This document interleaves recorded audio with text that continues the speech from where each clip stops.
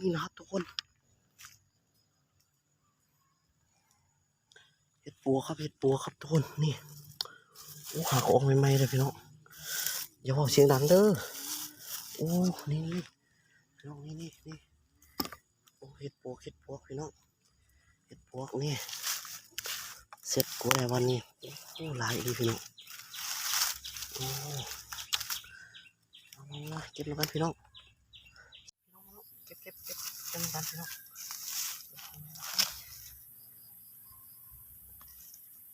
นี่พี่น้องโอ้ขาดพี่น้อง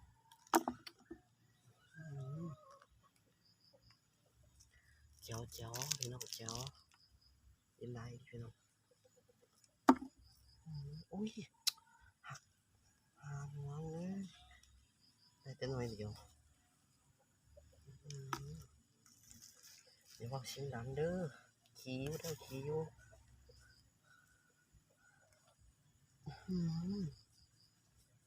พี่น้องยังไม่ทันโชว์เว้ยแต่แถวนี้คือชิ้นยังนี่อยู่พี่น้องนี่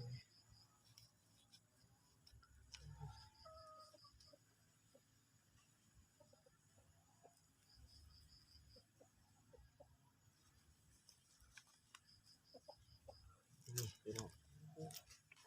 หักอีกพี่น้อง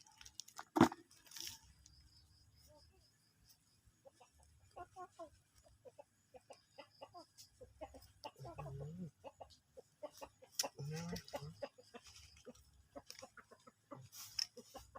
อ้โหจะนี่แหละโอ้โหลายดิพี่น้อง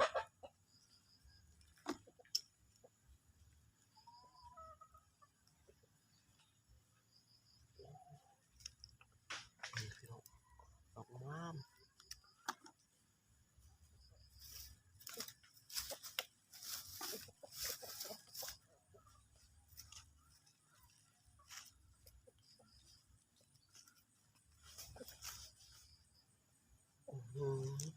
หักพี่น้อง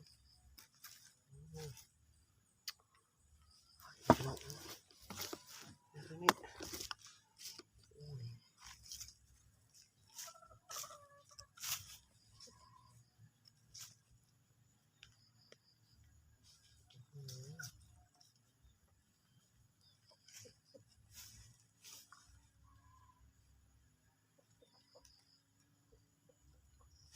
โอ้ยคือสิว่าแต่ฉันนี่พี่น้องแล้วเอาตัวนี้ก่อนพี่น้องไปโอ้ยมันสิได้กินพี่น้องง่ายๆนึง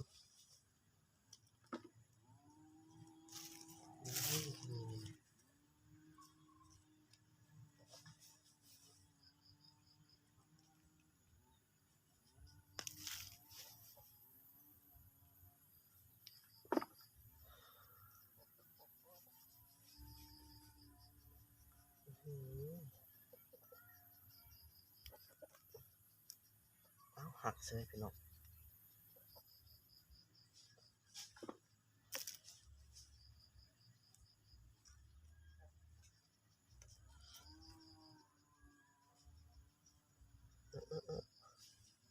หมดลายเลยพี่น้อง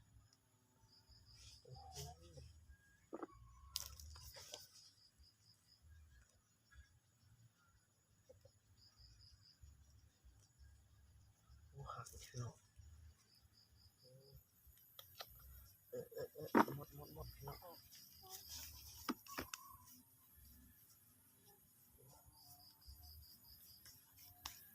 หักพี่น้อง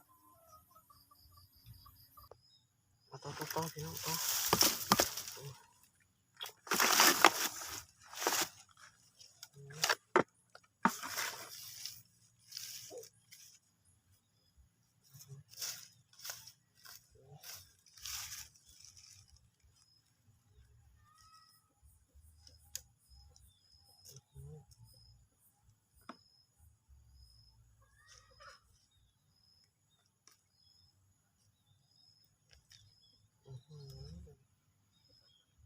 ถ่ายดีพี่น้อง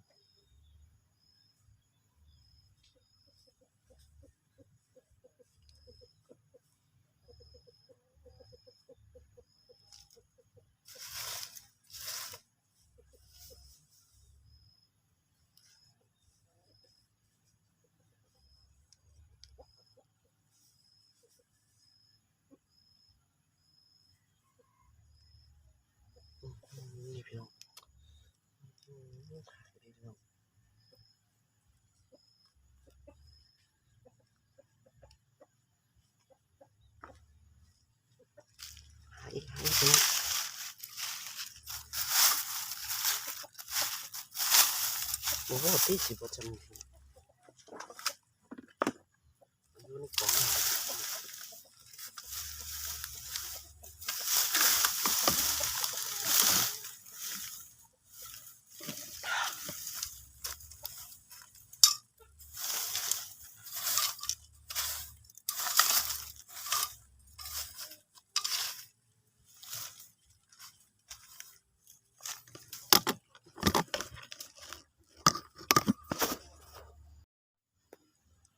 ยังหลายอยู่ครับพี่น้อง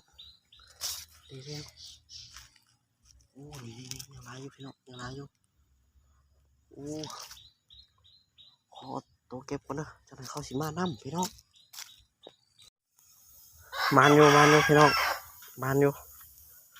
หลายอยู่